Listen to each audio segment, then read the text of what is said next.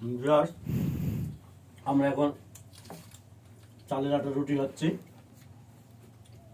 এটা হচ্ছে আমন ধানের চালের জন্য কালারটা দেখেন কত সুন্দর লাল লাল। আর হাঁসের মাংস, মানে গরমা গরম খাওয়ার জন্য এই ব্যবস্থা।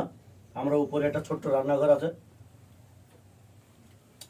সেই রান্নাঘরে কাঠের চুলাতে আপনারা দেখতে পাচ্ছেন, কাঠের চুলাতে মানে খড়ি দিয়ে রুটি বানানো হচ্ছে। আর আমরা বাপ বেটা দিয়ে পাল্লা দিচ্ছি।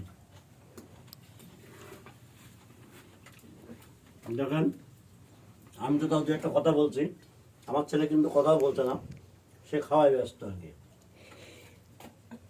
ও খাওয়ার সময় কথা বল, খাওয়ার সময় কথা কম।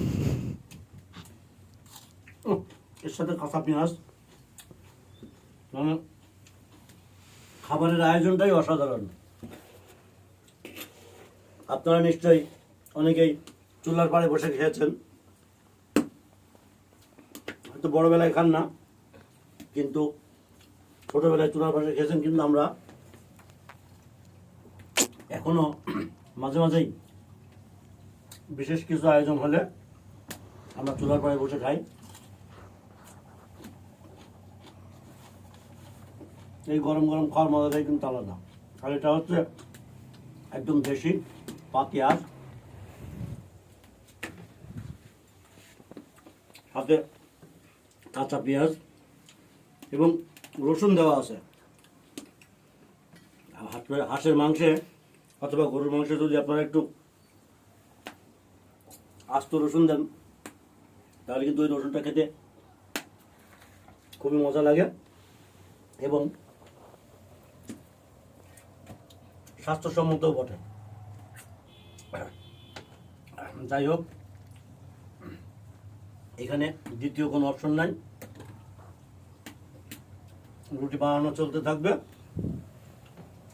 আর আমরা বাপ বেটা খেতে থাকবো আর আপনারা দেখতে থাকেন। কেমন হয়েছে রান্না? অসাধারণ, গুড, অসাধারণ রান্না হয়েছে। এখন যিনি রুটি বানাচ্ছেন তিনি আবার রুটি বানায় সাপ্লাই দিতে পারলেই হয়। আমরা ইনশাল্লাহ খেতেই থাকবো, কোনো অসুবিধা নেই।